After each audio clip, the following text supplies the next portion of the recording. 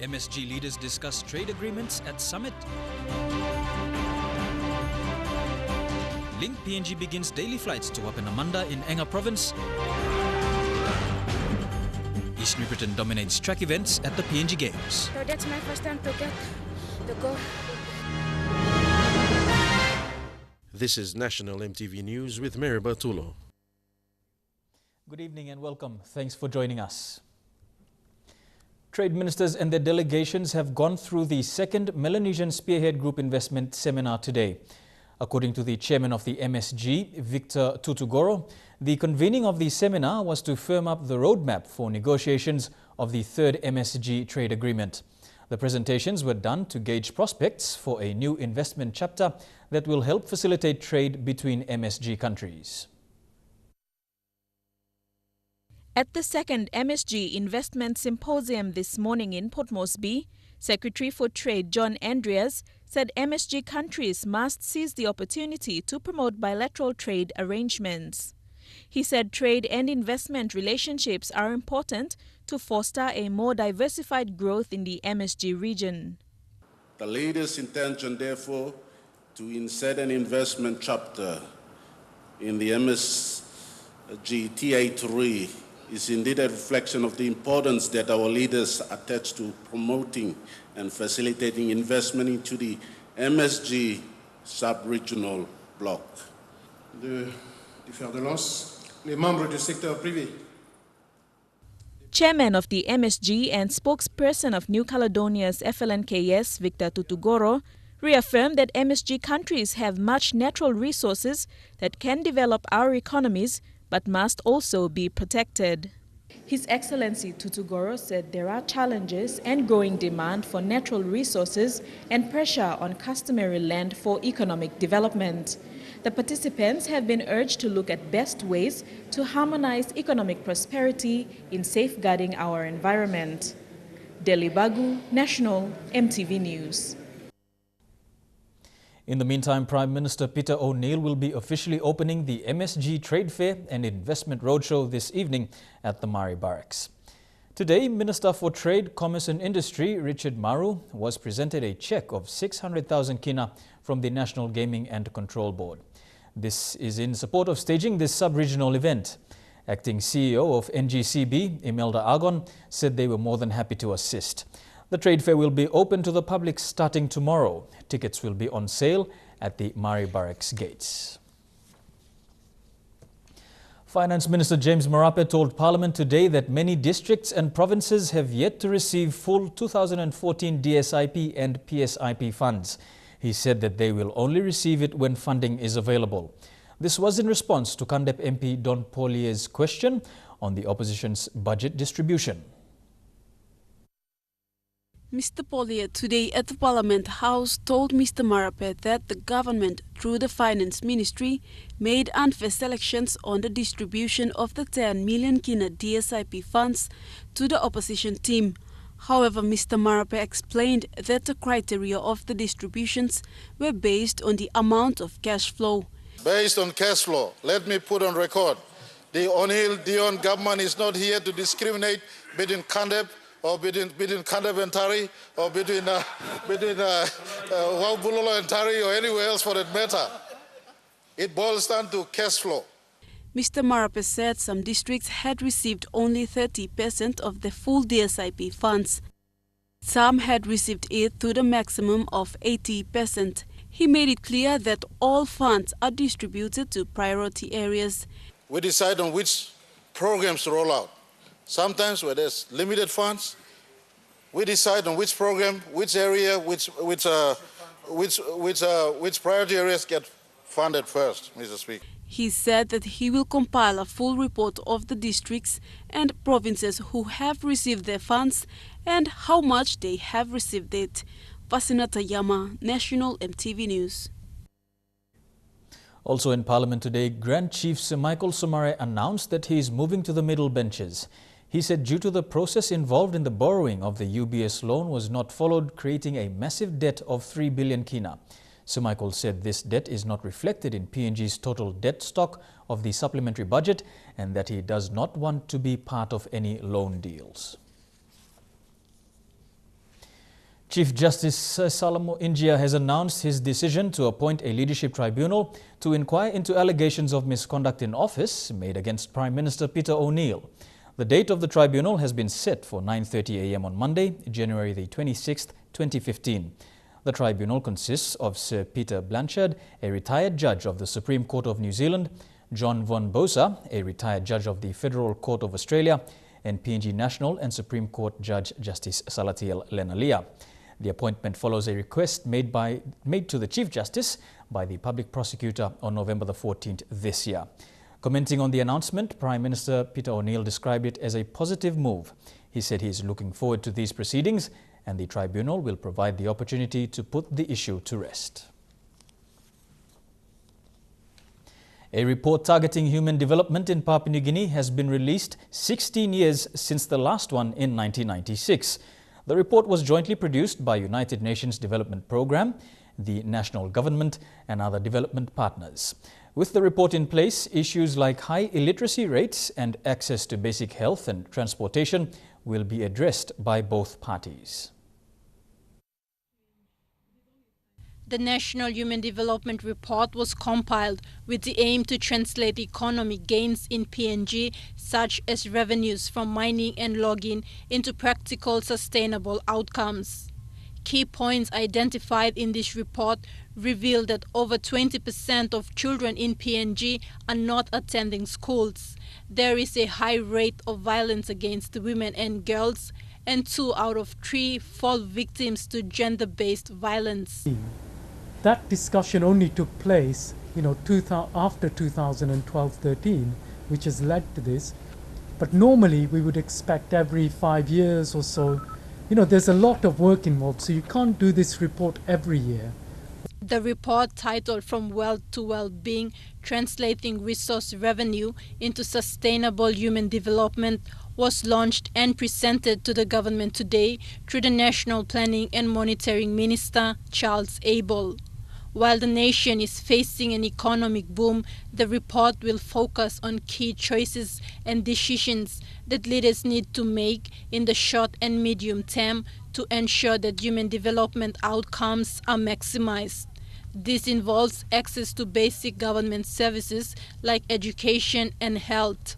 The longer-term plans properly established so that whilst we're getting these things right, we're not at the same time pursuing a development path that is leading to the bad things that we talk about. Abel said such reports are important for the government to use so development can reach people at the district levels. He said though things are still at the infancy stages, his department will be looking at producing such reports every 5 years. That we appreciate this information and what we want to do is respond to it. And the strategy document for sustainable, responsible development of Papua New Guinea is the beginning, the platform for that. Following this launch, UNDP plans to launch the report in the 4 regions of Papua New Guinea. Teklagunga, National, EMTV News. The people of Wapenamanda will now have 7 daily flights operated by Link PNG, a subsidiary of Air Niugini. The service is part of the government's move to connect rural areas through daily flights. MTV's Bridget Comatep was on board the inaugural flight to Wapenamanda and files this report.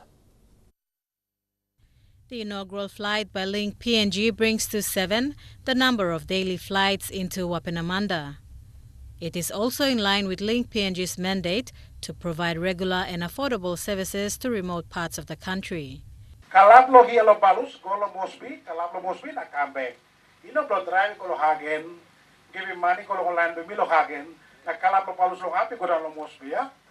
Link PNG flights into Wapenamanda are subsidized by the Enga provincial government. Total subsidies for this year was 1 million kina. Governor Ipatas presented a remaining subsidy of 300,000 kina. Of these, 250,000 kina for 2014 and 50,000 kina for next year. This means the people will pay the same fare as those traveling to Mount Hagen. Without the subsidies, the passenger in Wapenamanda could be paying more. Governor Ipata said as more development takes place, regular flights are needed to transport people in and out of the province.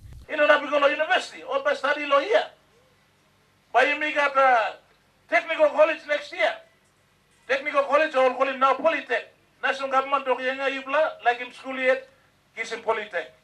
Another pride for the people of Enga is Captain Ando Corralio, who is the flight safety officer for Link PNG. He explained that due to various safety reasons, seats are often declared full. Policy full up. You don't get bad luck. Life from you is more important long. You go along one map, you like go along them. During the gold rush in Wapenamanda, the aviation industry made history with more flights into rural areas like Wapenamanda. Through Link PNG, the government hopes to do just that. So that all people can get service. Currently, a 5 million kina fencing project for the airport is underway. The minister further committed 1 million kina to upgrade terminal facilities. Bridget Komateb, National EMTV News. With 2 more days to go before the end of the BSP 6th PNG Games, teams are starting to leave Leh for their home provinces. Now for an update, let's cross to Lorraine Genia in Leh. Thank you, Mariba. Now, from a disappointing finish yesterday to gold this morning, Western Province's lone athlete George Yamak won in the men's 1,500-metre finals this morning. Now, he travelled to Leh even after the Western Provincial Government announced they would not be participating. And also, another team that was not going to participate, at least according to its provincial government, Gulf, has also won 1 gold in karate. Now, here's a look at the medal tally. Central Province still maintains the lead with 46 gold, 41 silvers and 25 bronze medals. Morabeh is now on second spot with 45 gold, 35 silver and 24 bronze. NCD on third spot with 35 gold, 41 silver and 28 bronze. And the majority of Morabeh's medals were from swimming, bowling and athletics. We'll be back with more in Trukai Sports. Back to you, Mariba. Thank you, Lorraine. Lorraine Genia with that update. And you can follow updates on our EMTV Facebook page, also on Twitter. Lorraine will be joining us in the sports segment. Plenty more national EMTV news. That's after these short messages. Stay with us.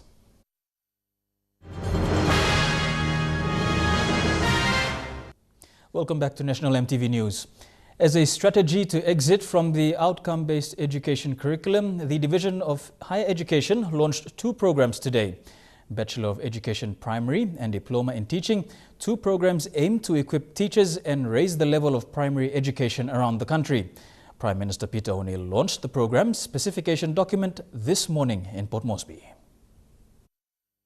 The much talked about outcome-based education curriculum is on the verge of being dropped as the government moves to adopt 2 new programs and set a benchmark.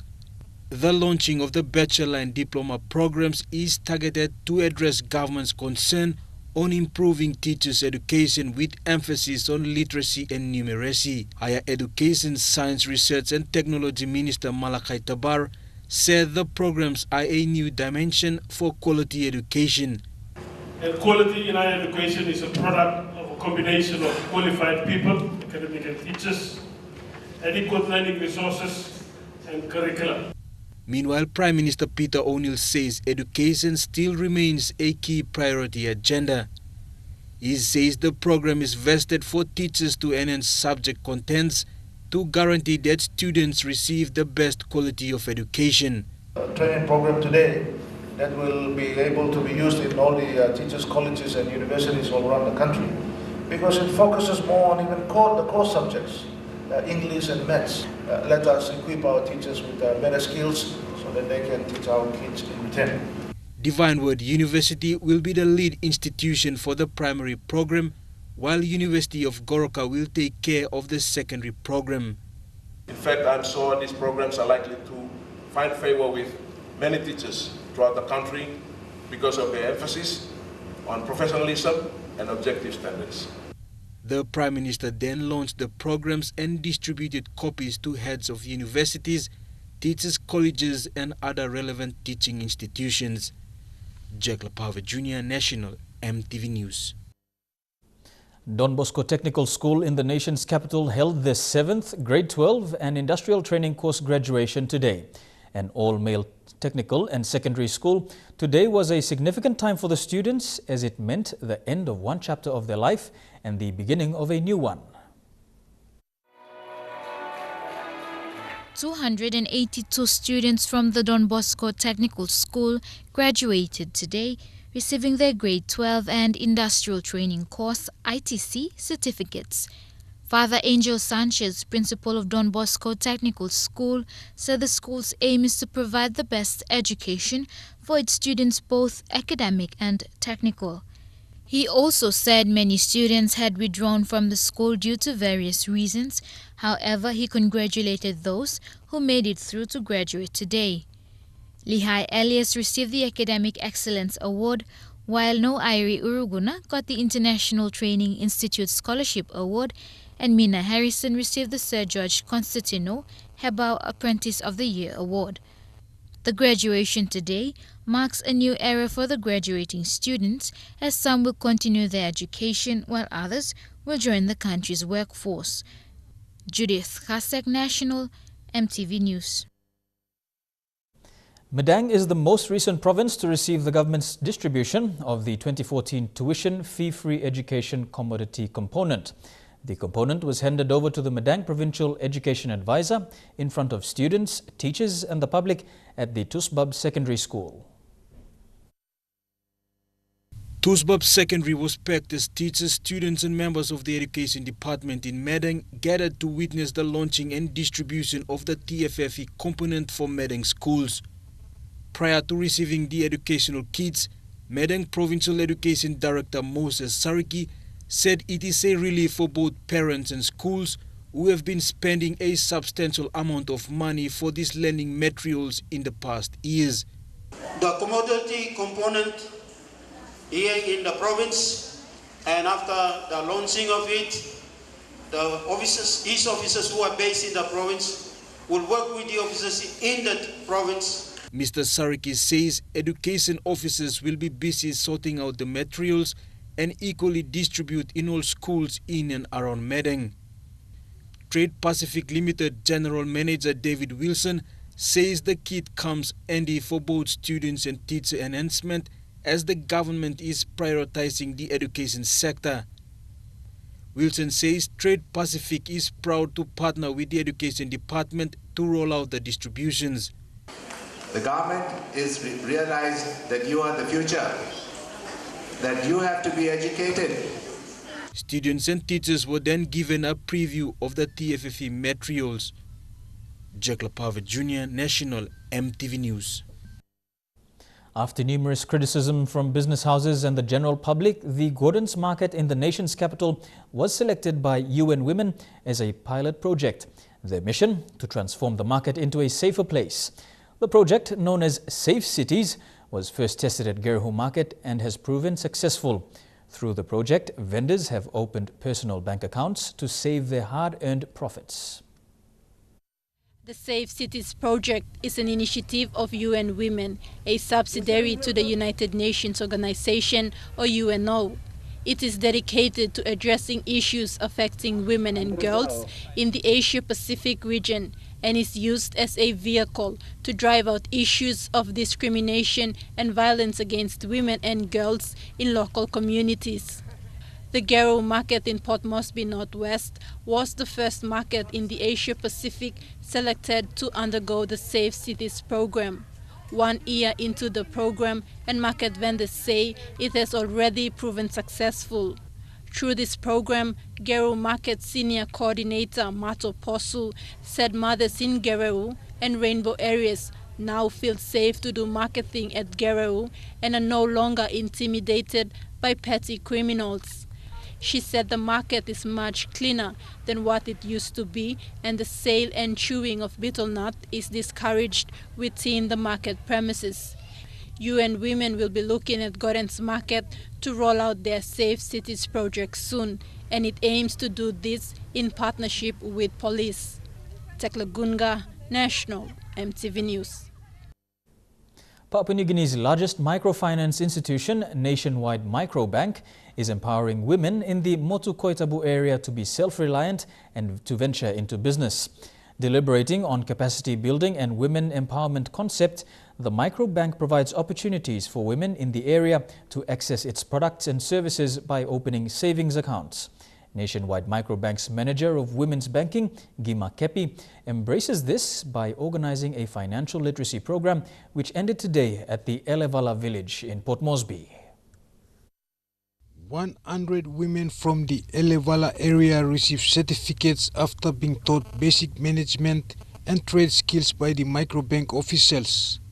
They were permitted savings account to save some money they should earn from the SME sector. Modules are savings, where women are taught how to build their savings. Through their little informal way of selling, they can be able to save.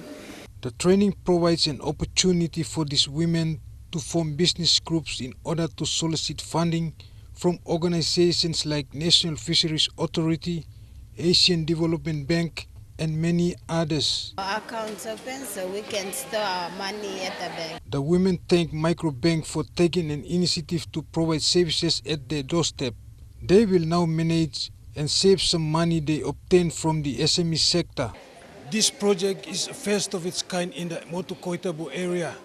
It paves way for women to venture into business using the skills and knowledge acquired during the training. Eric Aurupma, National EMTV News. The El Nino-like conditions in the Pacific is delaying the onset of the wet season over Papua New Guinea. The PNG National Weather Service revealed this to EMTV, saying this will impact on the amount of rainfall in certain parts of the country. The PNG Weather Service Assistant Director explained scientists have been reluctant to declare it because other atmospheric conditions have not yet occurred. This is making it difficult for them to pinpoint and declare an El Nino. This has delayed the onset of the wet or northwest monsoon season, which normally starts about mid-November. The southeasterly winds should have actually been going towards the northwest now, or changing from southeasterly to northwest around mid-November. But we have not seen this wind change taking place. So this has actually delayed the wet season really taking or coming over Papua New Guinea over the last few days. Although we had a bit of rains, but for a wet season to be really declared, there has to be a consecutive 5 days or 5 to 6 days of rain. Should an El Nino be declared later, the impact it will have is a reduced rainfall in the southern region of PNG. For the north coast, especially the New Guinea Islands region, there won't be much impact. We may have a normal rainfall over the region. But for the south coast, there will be some impact. There could be reduced rainfall over the south coast and most probably some parts of the islands. The PNG National Weather Service scientists have noted the traditional eastward movement of the sea surface temperature responsible for El Nino conditions are not only moving eastward but also northward. Weather and climate conditions such as this needs to be documented. Nothing notable has been actually done for Papua New Guinea when it comes to the changes in the seasons and the rainfall patterns that it has. For each seasons as well as the regions. So there need to be more research done in that area. Sarah Aupong, National EMTV News. The National Fisheries Authority has posted a dividend of 25 million kina to the government. Today, NFA Managing Director John Kasu presented the cheque to Chief Secretary Sir Manasupe Zurano at Parliament House. Upon receiving it, Sir Manasupe said NFA was one of the successful government entities that has self-funded most of its operations. He called on other SOEs to follow the successful traits of the National Fisheries Authority. And now a look at the finance news. The kina closed unchanged at $0.3920 US in the interbank market. At Bank South Pacific, your kina was buying $0.3845 US, $0.4463 Australian dollars, $0.3040 euro, and 44.72 Japanese yen. Looking at commodity prices at New York close, cocoa and copra closed higher, gold and coffee closed lower. Crude oil and copper closed lower, palm oil closed the day unchanged. And on the stock markets, the Dow Jones closed at 13 points higher, The ASX closed 74 points higher and the All Ordinaries closed 72 points higher. And that's our local stories. Stay with us. Stories making headlines overseas when we come back, including a report on Australian cricketer Phil Hughes, whose life support was turned off today.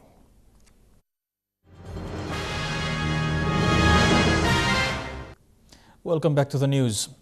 Auctioneers are used to selling off antiques and works of art, but overnight in the United Kingdom, the hammer went down on the skeleton of an Ice Age woolly mammoth. The near-complete skeleton, which is believed to be 50,000 years old, sold for a cool $300,000. Probably the strangest item to come up for auction in Britain, or anywhere else for that matter, this year. Monty the woolly mammoth, 50,000 years old, and the subject of a modern-day bidding war at this natural history sale in West Sussex. And sold on the telephone, Jen's telephone, £150,000 number. It is jolly unusual. I mean, as far as we're aware, it's the first one to be sold in the UK. It's a complete animal, which really makes it very special. The skeleton is 90% complete and was found in Eastern Europe. It's very spectacular. I mean, if you're at a dinner party or something and people come and you say, well, come and see my mammoth, I mean, what else are you going to do? Show them your Ferrari or something? Individual bones and fragments from mammoths are often discovered, but hardly ever a skeleton like this. With the buyer's premium added on, the sale price came to £189,000. Having paid the bill, Monty's new owner's next problem is where to put him. Australian cricketer Philip Hughes has had his life support turned off today. The fast bowler passed away 48 hours after being struck at the Sydney Cricket Ground. This is how so many will remember Philip Hughes. That is a beauty. A fighter who weathered the storms of selection to become the first Aussie batsman to score a century on his one-day international debut. Really well played, right from the first ball he faced today to the moment. Phil Hughes will never forget. Hughes joined the Australian team in 2009, aged just 20. In just his second test, Hughes became the youngest batsman in history to score centuries in each innings and was dubbed by some as the next Bradman. What a way! What a way to get to your first Test 100. His elation is visible for all to see. But the left-hander was dropped from the Ashes side later that year and has yo-yoed in and out of favour with selectors ever since. I've had, chances before, but I'm grateful for this one. I just, hope I can really, get in there and really cement my spot this time. The 25-year-old grew up in the country town of Maxville in northern New South Wales. He was a talented rugby league player, but cricket is where he made his mark. At club level for Western Suburbs, then New South Wales and later South Australia. He was batting for South Australia, trying to fight his way back into the Test team when he faced up to New South Wales all-rounder Sean Abbott. The ball struck him, Hughes reeled away, staggered and collapsed. Teammates and the opposition rushed to his side. The SCG held its collective breath. None more horrified than Hughes' own family watching from the stands. I know that his family was here today, and they saw it, so it's sad, but we're just hoping. I think everyone's hoping. Everyone, not just cricket fans, everyone's hoping. Hughes was taken to St Vincent's Hospital for emergency surgery and was then placed in an induced coma. Among the first to be by his side, close mate and Australian captain Michael Clarke. Over the next few days, many more from Australia's cricketing family came to his bedside. But the 25-year-old sadly lost his fight, passing away today. An innings, a life, cut way too short. West New Britain Province will host the 7th PNG Games in 2016. Sports and 2015 Pacific Games Minister Justin Chechenko confirmed this today in Parliament. However, he said it will be a very expensive exercise for the government to set up new sporting facilities. Minister Tachenko today announced that West New Britain Province had won the bid to host the next PNG Games in 2016. The next one is in 2016, which has been approved by the PNG Games Council, which is Kimbe in West New Britain. He said even though it is expensive to build new sporting facilities, he will support the West New Britain Governor, Sasindra Mutuvel. Tachenko said that he is hoping for the PNG Games to be moved to every 3 years and not 2 years. This will make way for better organization, he said. The PNG Games, instead of every 2 years, every 3 years, which then will allow organising committees of the provinces and also the host provinces to have enough time to organise this very important event for sports in our country. He said this 6th PNG game has opened eyes of the sportsmen and women and had seen new talents and a great competition. He thanked the hosting committee for a great organization into the 6th PNG Games. Fasina Tayama, National EMTV News. Trukai Sports is next. We'll be back live to Lorraine in Ley for updates on the PNG Games. Stay with us.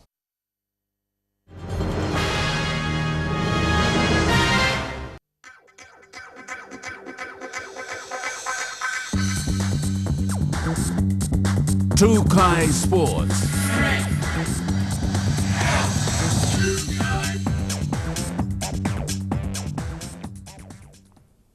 Welcome to Trukai Sports. We now cross to Lorraine Genia live in Ley for an update of the PNG Games.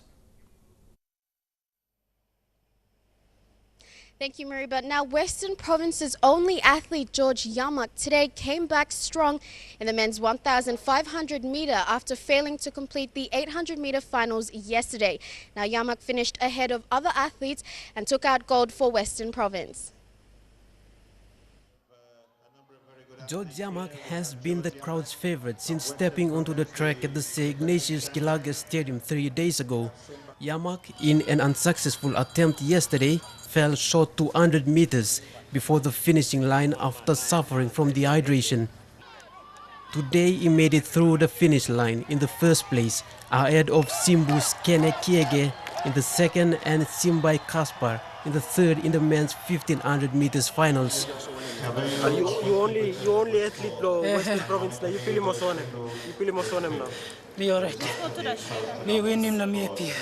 Yamak, who predicted his win before the games began, got what he came for.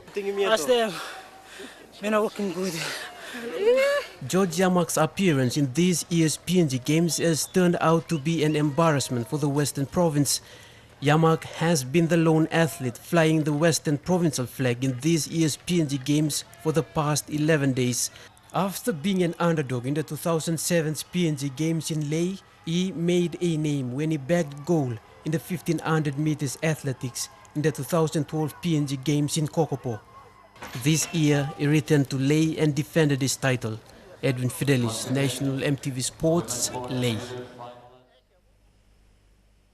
And in news just in, Morbe has taken over the medal tally lead with 45 gold, 36 silver and 26 bronze.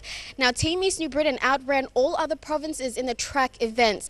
In the 200-metre finals, 17-year-old Charles Liverone defeated Morbe's Junior Kilasani and New Ireland's Wesley Logorova. In the women's 200, Annie Muria took out gold, stamping East New Britain's dominance on the tracks yet again.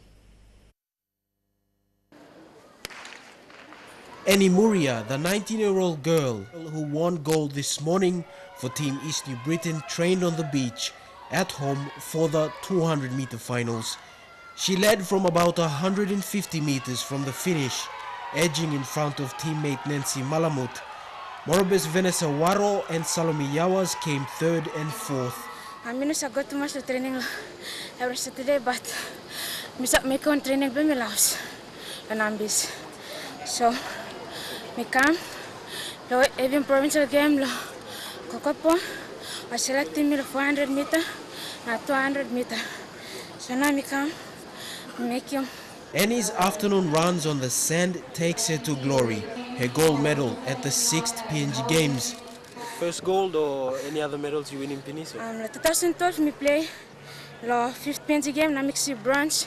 So now my second time can I've been to six PNG Games, now Mexico. So that's my first time to get the gold medal. Thank you, Lothain. Thank you.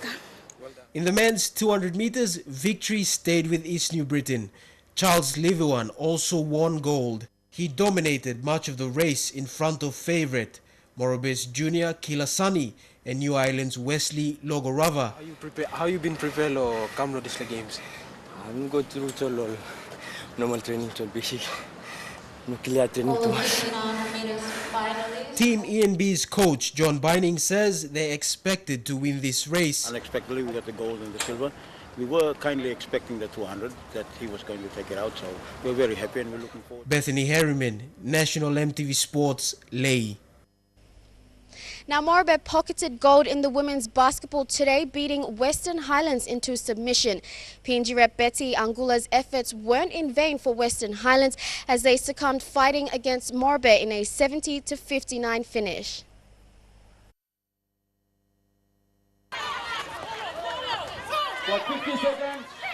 The host Morobe were the proud recipient of gold after a close contest against the 2012 defending champions, Western Highlands. It was a power play right in the beginning as Western Highlands fired up to a much-fancied home side. Western Highlands were hoping to repeat the feat as they exchanged baskets for baskets. Morobe were never better with home crowd advantage snatched 9 to half-time. In the third quarter, the Islands girls proved their worth as they played defense, keeping close score right to the end. The green and gold home side maintained their lead by keeping close eyes on the scoreboard as they perfect their shots right into the keyhole. PNG rep Betty Angula of Western Islands was a crowd favorite as she worked their way to notch up Western Islands but was given red card for hard jostles on her opponent. Morobe finally stamped their mark with 70-59 win, adding gold for Team Morobe.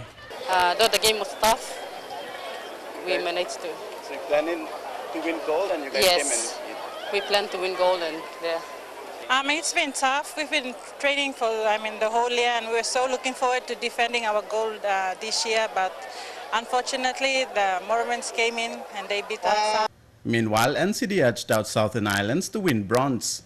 In the men's playoffs, Morobe settled for bronze after beating Medane.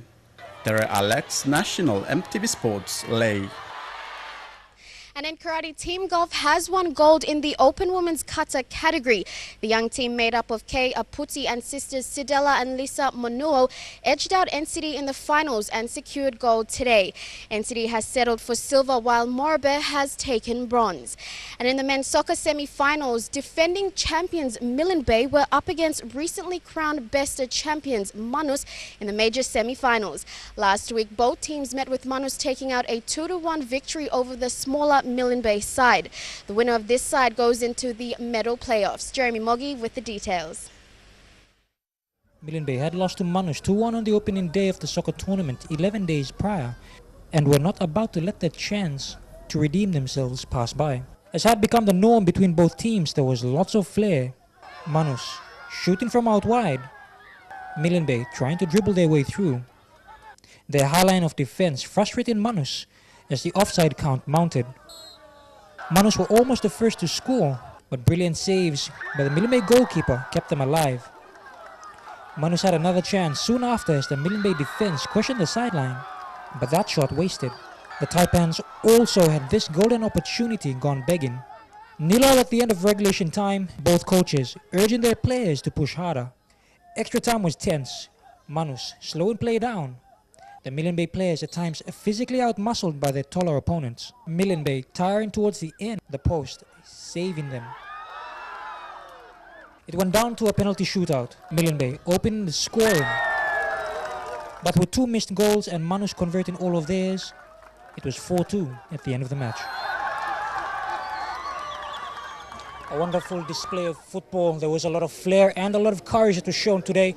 Millen Bay, as a result of that 4-2 loss in the penalty shootouts, now crash out with Manus in contention to take gold. Now, they will be facing the winner of this afternoon's match, which is between East Sepik and, of course, heavyweights Medang, who beat Morobe 3-1 yesterday. Jeremy Moggy, National EMTV Sports, Lay. Well, that's it from Rainy Lay. I'll join you again tomorrow. Mariba, it's back to you. Thank you, Lorraine. That was Lorraine Genia, live from Lay with a PNG Games update. Don't go away. Trukai Sports continues after the break. Stay with us. Trukai Sports. Welcome back to Trukai Sports. Papua New Guinea Billiards and Snooker Association referee to the World Snooker Championships in Bangalore, India, Jonathan Kavana, has been rated among the top 10 snooker referees in the world. An email from Oceania Billiards and Snooker Federation President Barry Jones says Kavana's performance could get him to officiate a women's semi-final match this weekend. Jones said Kavana, a Class 3 referee, has been graded 9th out of 40 referees at the World Championships ahead of some experienced Grade 2 and 1 referees. Kavana's travel to India was made possible by Sports Minister Justin Chachenko with funding from the Sports Enhancement Program. Kavana returns next Tuesday after the world titles contested by men, women and masters, which concludes on Sunday. The death of Philip Hughes has united the cricket world. Earlier today, Cricket Australia CEO James Sutherland spoke about the loss of being felt by all those involved in the game. The word tragedy gets used too often in sport, but this freak accident is now real-life tragedy. Just shy of his 26th birthday, Philip has been taken away from us too soon. It's an understatement to say that we are completely devastated. Our grief runs deep and the impact of Philip's loss is enormous. But nothing compares to the loss felt by those close to him. He was a rising star whose best cricket was still ahead of him. Hughie, or Hugh Dog, as he was known to many of his mates, was much loved. He was a classic example of his country upbringing, humble, understated and hard-working. When the chips were down or he had a setback, he simply got on with the job and worked harder. He set a wonderful example to any young person seeking to make their way in life.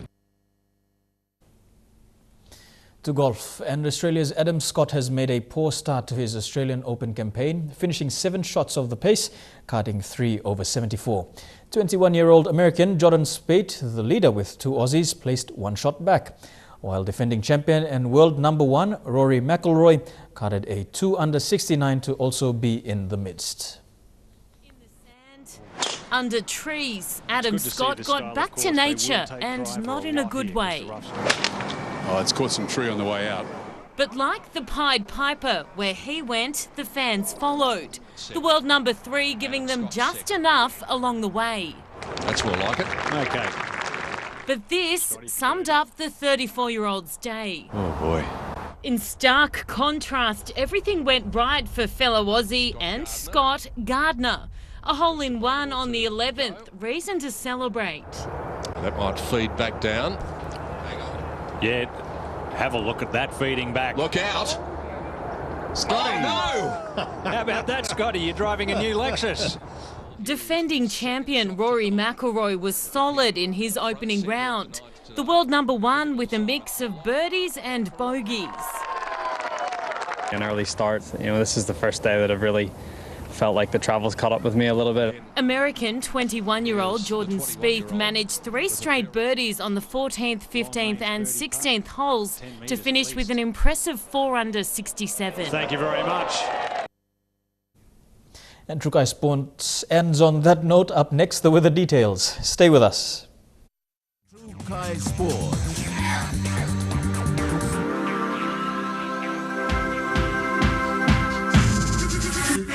Trukai Sports.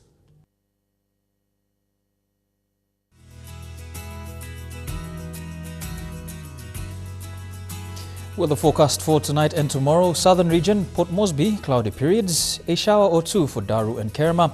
Fine for Alotau and Popondetta. Over to the Momasi region, Lae, you can expect cloudy periods, few showers.